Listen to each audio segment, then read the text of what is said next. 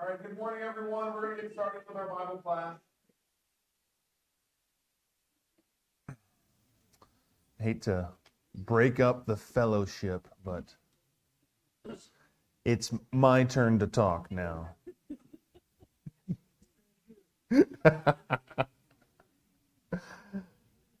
All right, we are in Micah chapter. We're going to be looking at chapters 4 and 5 today of the prophet Micah. But to review, last week we looked at chapter 3. And chapter 3 is kind of directed towards the leaders of Israel and Judah. And he spoke directly towards these leaders because I think anytime you have a leader, they have responsibilities, they have special responsibilities and accountability. But specifically for these leaders of the nation of Israel, they had responsibilities and accountability, not just to the people, but also to God. These spiritual leaders seemed like they were only in it for themselves. And Micah knew that they were abusing their responsibilities and were relying on other things than the spirit or the power from the Spirit of the Lord. And that's what Micah said, right? Like, I get my power from the Spirit of the Lord. It wasn't anything that was within Micah, and that's what gave him the boldness to speak, and would also be the thing that carried him through to the end.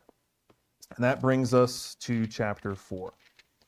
And by way of a discussion this morning, I want to open up this chapter, or these two chapters, by talking about the church, because it seems kind of like a sharp left here from just kind of berating these people for what they're doing and slamming the leadership. Now, why talk about the church? We're going to see here in chapter 4 specifically. But let me ask you this. Why is the church so amazing? Like, to you, like when you think about the church, hopefully you think it's amazing. If not, that's another discussion for another time. But you think about the church and what makes it so amazing. What is it? The people and their love. Expand on it. Would you say that the church really holds me to Cheyenne? This body of believers really holds me to. Absolutely.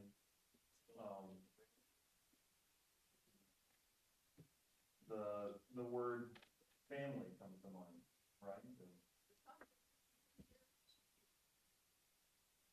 testimonies because the church is here. Yeah. What else? I was going to say family, because we've moved a lot in our married life, and wherever you move, you have already a family established before you move there. So it's not like moving. You don't have to start all over. You already have a family. Yeah. So that's helped us a lot. So that's what I think. Yeah, and that's what when Missy was saying that, I'm like, I could never leave here. But if you were forced to leave, it's kind of like you have this built-in hope, right? Like, hopefully, there's wherever people move to after they leave here, especially, we have a lot of military families in and out. That's what, Kathy, when you were talking, that's what I was thinking of, was my time in the military. And although I was in the Guard, so I didn't, PCS to all these different places. When we deployed, it was so much fun, even, over in the Middle East, in the middle of a desert, it's like the church was still gathering together, and it was still like, oh yeah, like, these are all the same songs. This is just so familiar to me, half a world away, that it is nice to know that you got family anywhere you go. Yes, sir. I got one for you. I'll do it quick. I was in youth group here. We went to a youth rally in Casper, and I was the oldest of four. And the guy worked at the telephone company, and he couldn't be there that weekend. So he said, "Here you go. Here's the keys to my house. Here's the keys to my van. You guys, here you go." And I was like, "Oh no!" He was petrified because he trusted us with his house and his van, and the responsibility was on me. And like, we were never better. But it changed me because, where it says in the Bible about you'll have family and cars and houses and farms and whatever. And I was like, oh, I get it. In the church family, it's different. Yeah. But I think that the incredible thing about that is like the example that we see in Acts, Acts chapter 2, people were giving, right? They were selling off stuff, they were giving it to everyone, and you might think, the world might look at that and be like, oh, so now you are impoverished, right? You've just taken a vow of poverty here, but really, that's not really how it works, right? Because if we have a family of people who are giving to each other as much as or they're giving as much as they are getting, then it kind of works itself out in such a way that, like, what great wealth and possession that we have in just our collective group here. In that trust, right? Now, I've had that same thing happen to me of like, oh, you need a vehicle? Here you go. Like, we have an extra vehicle. Take it. It's yours. And it's like incredible for a time, of course. We have yet to be given a vehicle, but there's still time. There's still time for that. Would like to hear. Well, the first words I thought of was support and encouragement, but more than that is the relationships. My two closest friends to this day are we were all in Rock Springs congregation together. We all raised our kids together. They came to all my kids' graduations, weddings.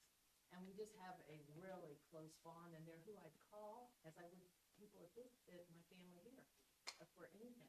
And when we go visit Cheyenne at West Point and see the congregation there, it's all these young cadets, and they're from different states, and that is so encouraging. And you still feel right at home there too. Yeah. Without the church, there's here specifically in Cheyenne, there's maybe only 2 or 3 people here that I would know for any other reason.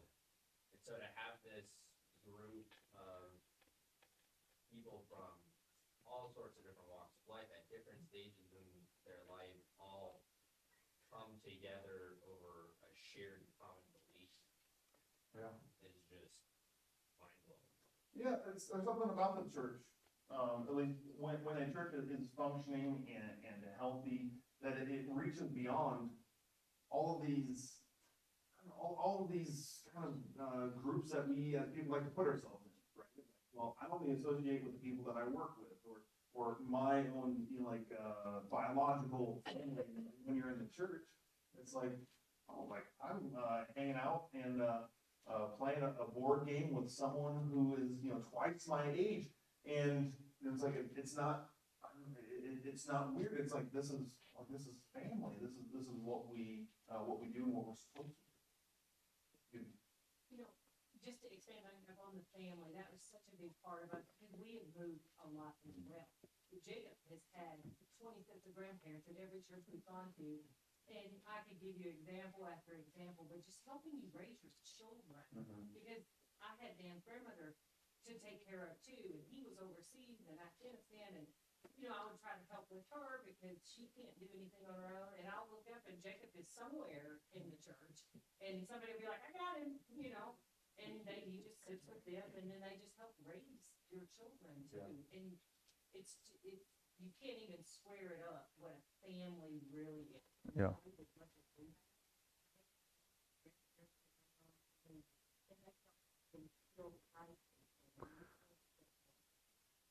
And I mean, I think I witnessed just that here right before class. There's like I don't know, there was like 10 young people that just came in here and were like, Jacob, and I was like, I don't know who these people are, but apparently they know him and he knows them. And just that, like just that feeling, right, of like we're all in this together. Yeah, Monica. Thinking about spiritual growth, and if I was left to my own to learn this giant book and all the things that are inside of it, I wouldn't get very far, I don't think, on my own. So the church has always been there to challenge and stimulate that growth that I needed all the years and will need for the rest of my life. And going to the ladies' classes and talking to those wise women and hearing their stories and their knowledge and learning from them, it's just, there's no other way to do it than together. We have to do that. Yeah, I would agree. I mean, just, you know, I didn't grow up in the church, and so everything that I know about the Bible, it was taught to me, right? It was they had to show me from the gospel to the obedience to the gospel to just, you know, what are all of these other books that are in here and how do they fit in? And I agree. I think it would be incredibly difficult to get there, to increase in knowledge if it was just you. In Micah chapter 4, Phil. While traveling around, we go to a lot of different churches and got congregations. And while there's a common thread there, each congregation has its own unique ideas. They have their own unique fellowship, and that's kind of interesting. But I will tell you that in all the churches we've gone to, there's none like this that we've been to, and you need to take that to heart. And having worked for 3 other churches before this one, I would agree with that. I think we have something special here for sure that should be capitalized on and not taken for granted. In Micah chapter 4, Micah's kind of takes a little trip. A trip where he is looking far into the future. And you're going to see as we work our way through it that the kingdom, or what we call the church today, takes center stage. Let's start reading. Verses 1 through 3 of Micah chapter 4. It says this: It shall come to pass in the latter days, that the mountain of the house of the Lord shall be established as the highest of the mountains, and it shall be lifted up above the hills, and peoples shall flow to it. And many nations shall come and say, Come, let us go up to the mountain of the Lord, to the house of the God of Jacob, that he may teach us his ways, that we may walk in his paths. For out of Zion shall go forth the law, and from the Lord, and the word from of the Lord from Jerusalem. He shall judge between many peoples, and shall decide disputes for strong nations far away. They shall beat their swords into plowshares, and their spears into pruning hooks. Nation shall not lift up sword against nation, neither shall they learn war anymore. Micah says that the mountain of the house of the Lord shall be established at the highest of the mountains. This speaks of a ultimate exaltation of Jerusalem, the city of Zion, and the Lord's final restoration. Verses 1 through 3 is repeated in Isaiah chapter 2, verses 1 through 3, almost verbatim. You can look that up. Isaiah 2, 1 through 3. But since Isaiah and Micah, and you might think like, oh, so then like who copied from who here? At least that's what the textual critics would start asking questions like that. It makes sense to me, anyways, that since Isaiah and Micah were contemporary prophets, that it isn't surprising that the same Spirit of the Lord would give these two prophets the same word to establish and emphasize during their ministries as prophets. He says that he may teach us his ways, that we may walk in his paths. With the prophet's eye, Micah saw the world streaming into Jerusalem to meet with the Lord God and to better know him.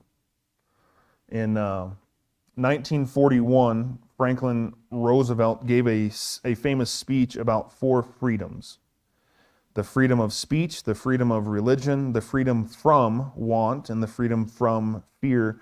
And in the beginning of chapter 4 here, Micah likewise gives us a 4 freedoms speech.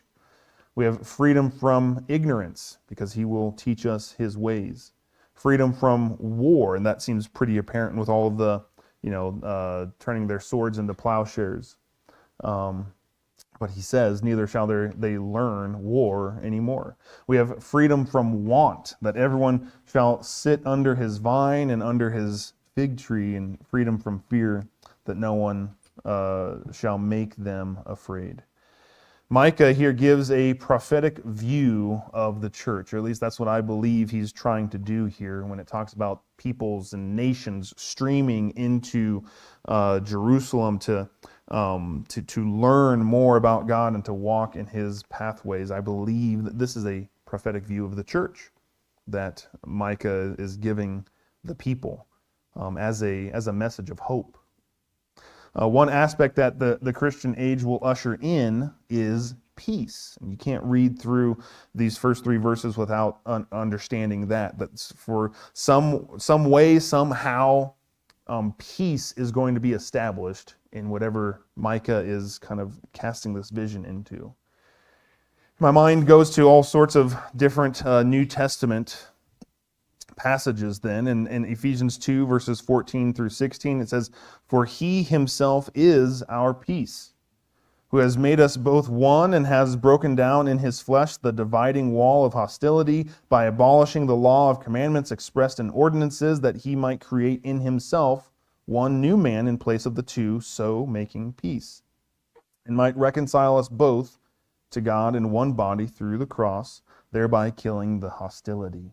In 1 Thessalonians 5:13, it simply says, "Be at peace among yourselves." In 2 Corinthians 13:11, it says, "Finally, brothers, rejoice, aim for restoration, comfort one another, agree with one another, live in peace, and the God of love and peace will be with you." In Ephesians 4, verses 2 and 3, it says, "With all humility and gentleness, with patience, bearing with one another in love, eager to maintain the unity of the Spirit in the bond of peace." And James 3:18 says, "And a harvest of righteousness is sown in peace by those who make peace." If Micah is casting forward a vision of the church, it seems that it matches up perfectly with what the New Testament writers had to say about what the church is supposed to be. It's supposed to be. How is it? I mean, whoa. Make sense of that for me. How is the church an image of peace? Casey?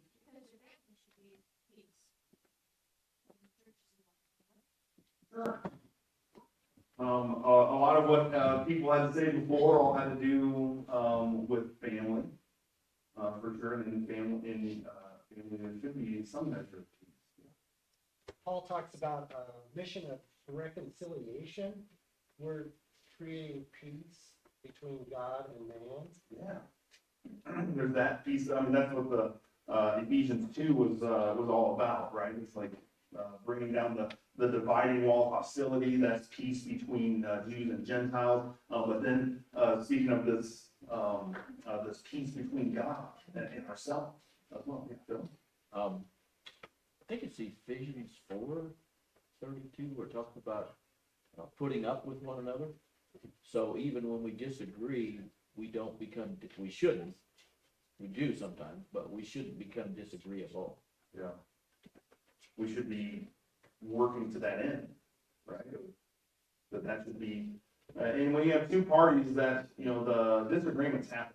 We're people, and disagreements are going to happen. But when you have two parties that are involved in disagreement, but are both of the mindset that is set towards reconciliation and peace, you would think that, that should help in that process. What else? How is the church in the image, the church in image of peace? Today, Kathy? In John 16:33, these things I spoke to you, so that in me, in the church, you should have peace, and in the world you have tribulation, but I have Yeah. in the church.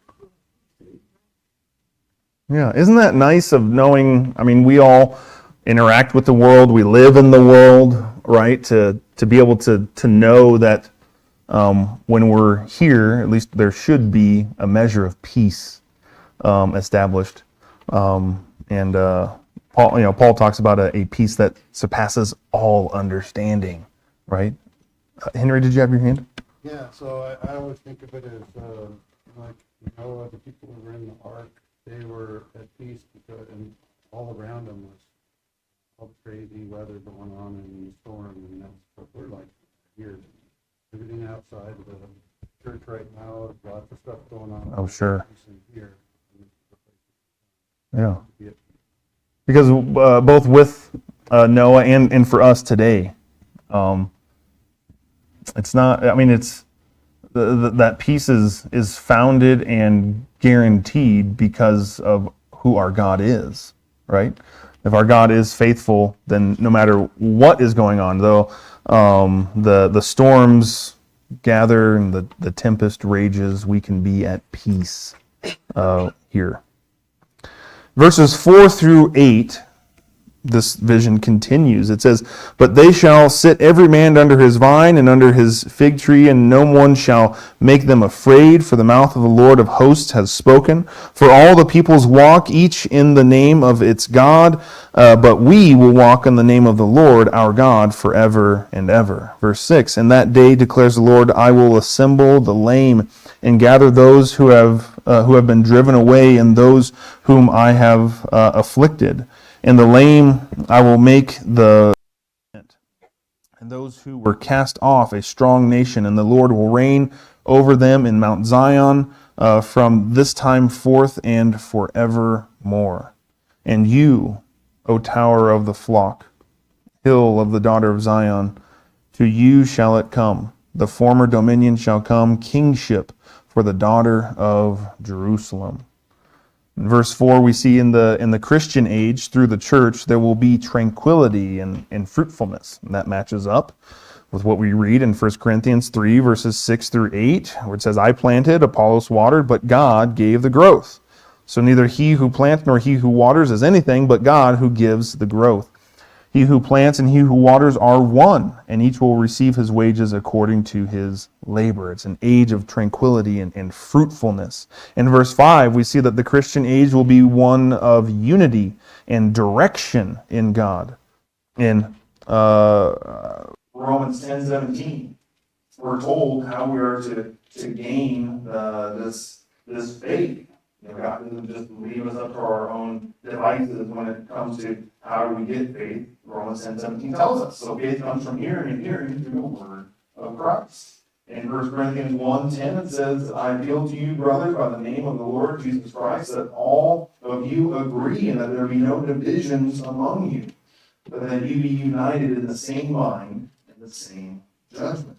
There will be unity and direction in the Christian age. In verses 6 and 7, we see that in the Christian age there is healing and reconciliation. In James 5:16 it says, "Therefore confess your sin one to another and pray for one another that you may be healed."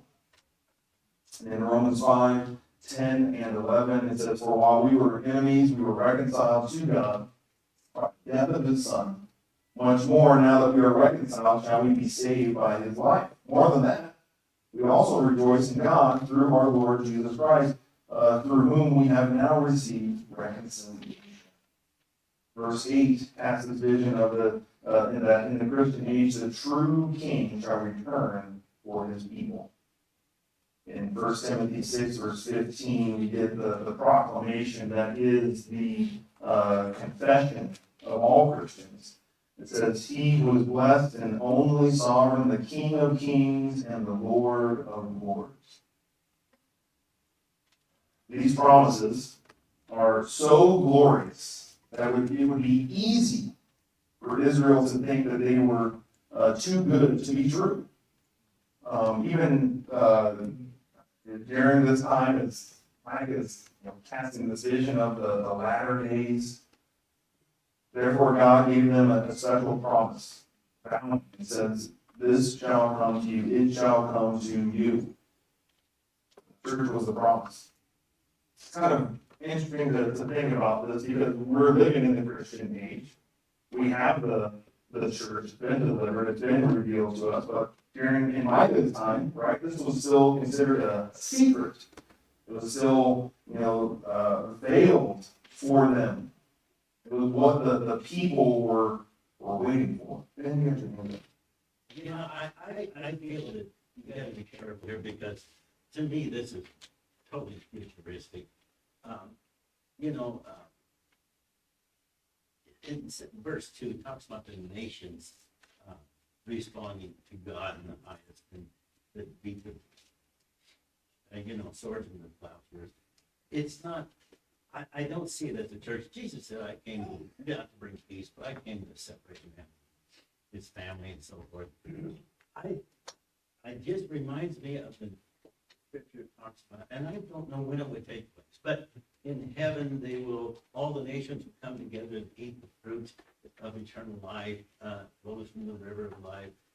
There is kind of that illusion. I do not see that anytime, anywhere on earth, in my opinion. But I do look forward to it someday, somehow. I don't know how it takes place. But and we can do a little bit of try to be heaven on earth with each other. I agree, totally. But I do not see it. And I wish it were true.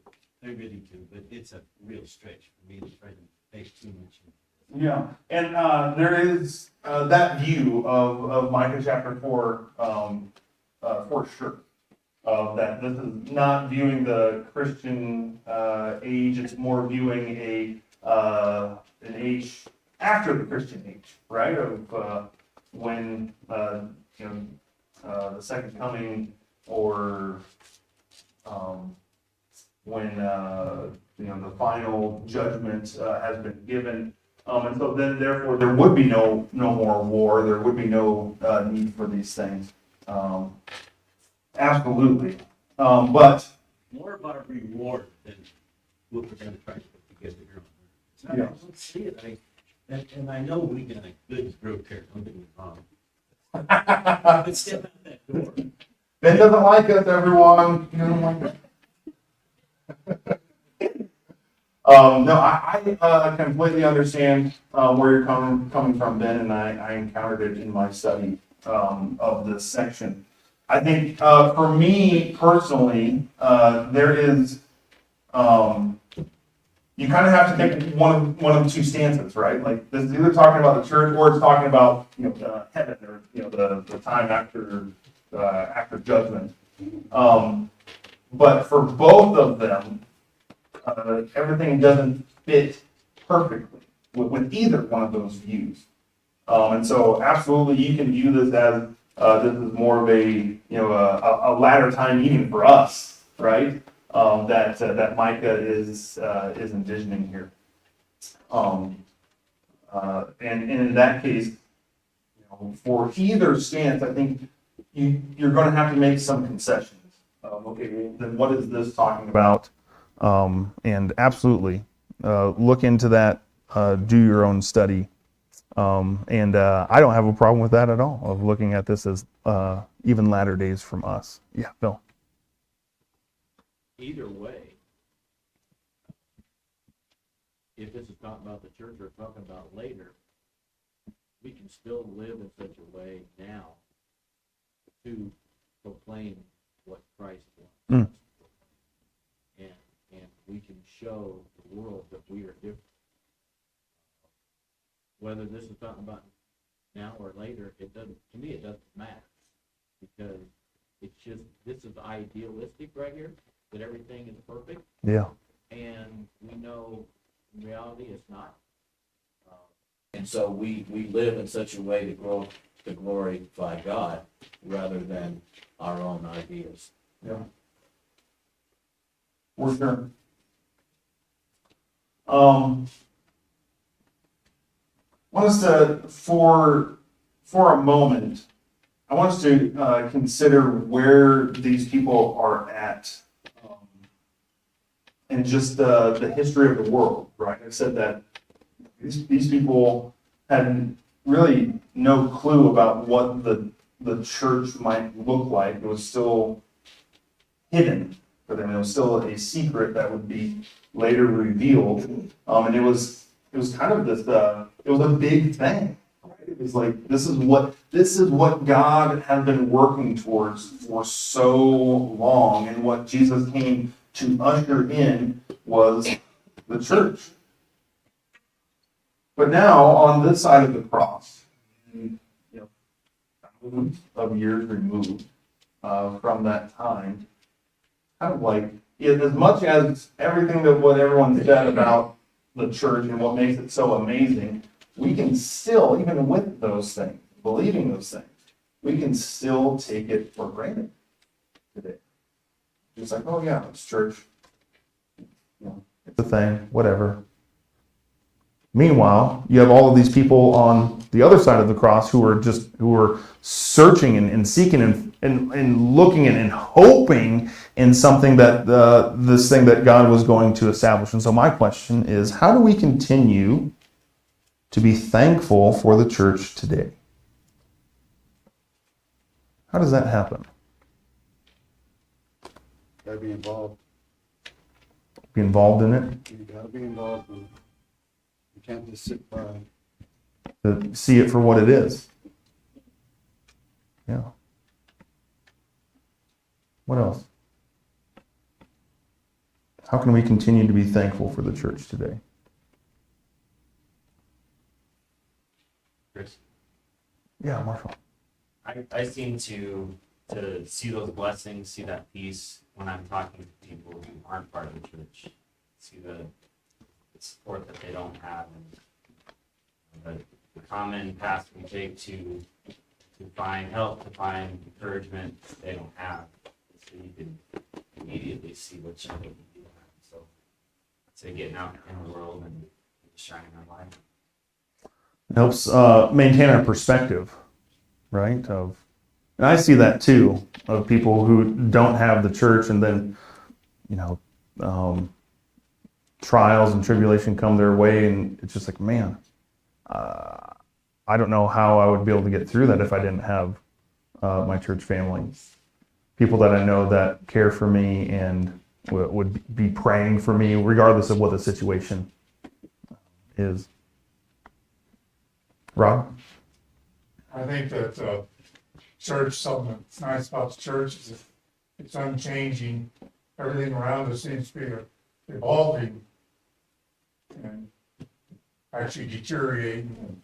The church has a final word, and it's non-changing. Or it shouldn't be. Yeah. And that should give us hope, right? Micah now shifts his focus from the far future to the near future in this coming judgment. Verses 9 through 13, it says, "Now why do you cry aloud? Is there no king in you? Has your counselor perished? That pain seized you like a woman in labor? Writhe and groan, O daughter of Zion, like a woman in labor. For now you shall go out from the city and dwell in the open country. You shall go to Babylon. There you shall be rescued. There the Lord will redeem you from the hand of your enemies." Now many nations are assembled against you, saying, let her be defiled, let our eyes gaze upon Zion. But they do not know the thoughts of the Lord, they do not understand his plan, that he has gathered them as sheaves to the threshing floor. Arise and thresh, O daughter of Zion, for you will make your horn.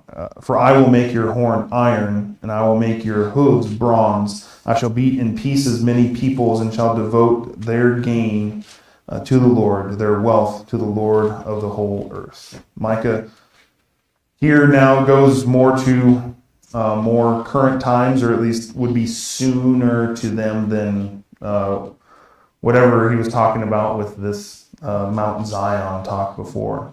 Micah told them of some of the pain they would experience before it comes. Part of that pain would be a lack of leadership, and he promises a captivity and a deliverance from Babylon. And when the Lord rescues Zion, he will restore them in strength, as strong as an ox with an iron horn. And that brings us into chapter 5. Verses 1 and 2, it says, now muster your troops, O daughter of troops. Siege is laid against us. With a rod they strike the judge of Israel on the cheek.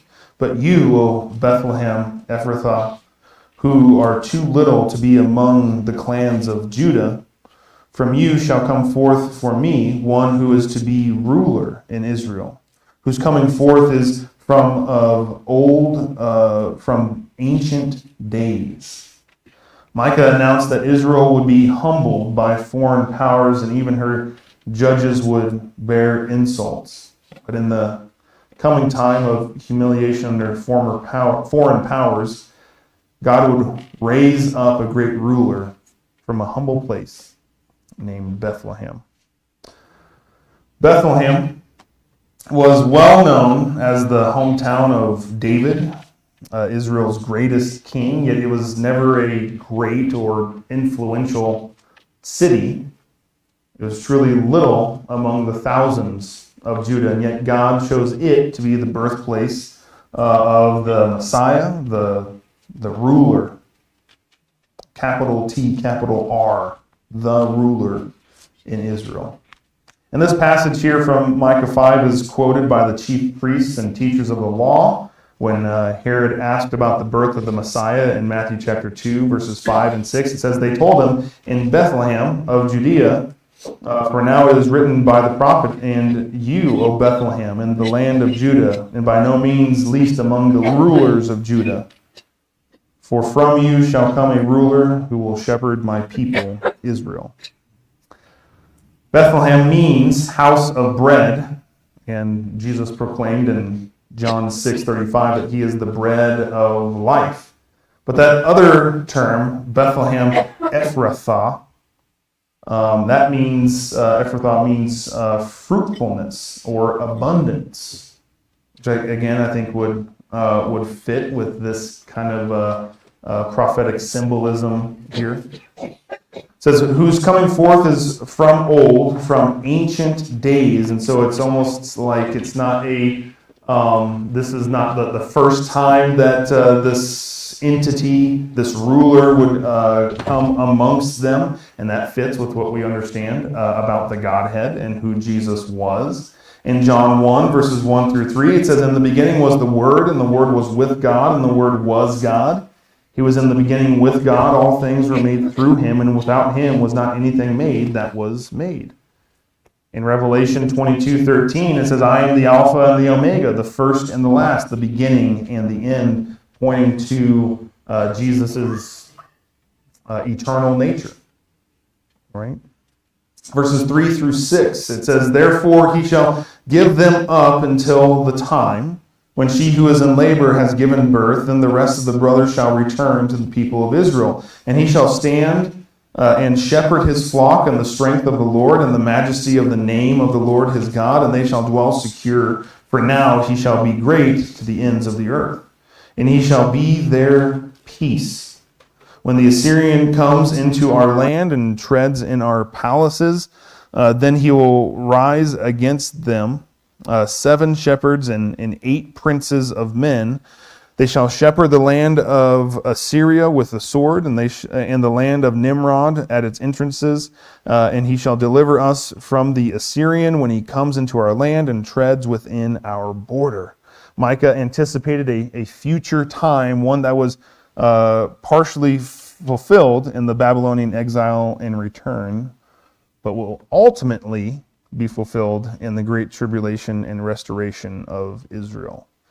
In both these eras, the Lord will seem distant from Israel until the time for restoration is ready. The ruler born in Bethlehem will tenderly care for his flock in the strength of the Lord. And he says, and Micah says, he shall be their peace. Not that he is coming to make peace or to bring peace, but he himself would be the peace that they're looking for. He is the peace, and that, again, fits with what we read about peace in those New Testament verses. It says, then will rise against him, then we will rise against him 7 shepherds and 8 princes of men. This is an area of great speculation for a lot of people and scholars. Well, who are these people, right? Anytime we have, it seems like anytime numbers are involved, people start really looking for some things here. But I think instead of trying to name and number who these people are, I think it's best to understand that through the enemies of God's people would come against them, or though the enemies of God's people would come against them, under God's blessing, leaders will rise against them as mighty men for God's people. Verses 7 and 9, it says, 7 through 9, it says, the remnant of Jacob shall be in the midst of many peoples, like dew from the Lord, like showers on the grass, which delay not for a man, nor wait for the children of man. And the remnant of Jacob shall be among the nations in the midst of many peoples, like a lion among beasts of the forest, like a young lion among the flocks of sheep, which when it goes through treads down and tears in pieces, and there is none to deliver. Your hand shall be lifted up over your adversaries, and all your enemies shall be cut off. We get a brutal picture here of a lion in the wilderness, or a young lion amongst flocks of sheep who can't help but devour and kill when the enemies of God's people come against them. And finally, verses 10 through 15, it says, in that day, declares the Lord, I will cut off your horses from among you, and I will destroy your chariots, and I will cut off the cities of your land and throw down all your strongholds. I will cut off sorceries from your hand, and you shall have no more tellers of fortunes. And I will cut off your carved images and your pillars from among you, and you shall bow down no more to the work of your hands. And I will root out your Asherah images from among you, and destroy your cities, and in anger and wrath I will execute vengeance on the nations that did not obey. Micah ends this section again with a vision of coming judgment. Chapters 4 and 5 kind of mirror each other, both of them starting with this kind of very optimistic and hopeful view of a time or a person that would later come to be, and then both of them end with incredible judgment that is coming upon God's people. And I think one thing we can gain from these 2 chapters is what God was looking for from these people is the same thing that he's looking for from us today, and that's obedience. What God wants for his people during this time is for them to simply obey what he has told them to do. And we still are under those same directions. Obedience. Not in a domineering fashion of God having a strong arm against his people, but in obedience or obeying because God doesn't want his people to suffer. Next week we will finish our study in Micah. So we'll have one more week in Micah and then move on to our next minor prophet. But as I pointed out at the beginning, there are some hopeful spots in these minor prophets, but a lot of it is sad times. But we can still learn something from it. And that should be our goal and our aim with this, is what is this trying to teach us? Let's pray, and then our class time here will be dismissed. Dear Heavenly Father, God, help us to maintain perspective. As we are living in this world and we're surrounded by so much darkness and evil and confusion and chaos, God, help us to maintain our perspective. Help us to keep our eyes on you. Help us to continue to walk in the light and to be a light to those around us. God, help us to learn from not just our own past mistakes, but your people's mistakes that are recorded in your word. God, help us to look at them, look into them, and understand what we should be doing today. God, thank you for this time and your word that we can look into and study. Help us to be better students of it. And God, help us now as we enter into this time of worship that we might sing out praises and glorify you as you rightly deserve. We love you. It's in your Son's name that I pray. Amen.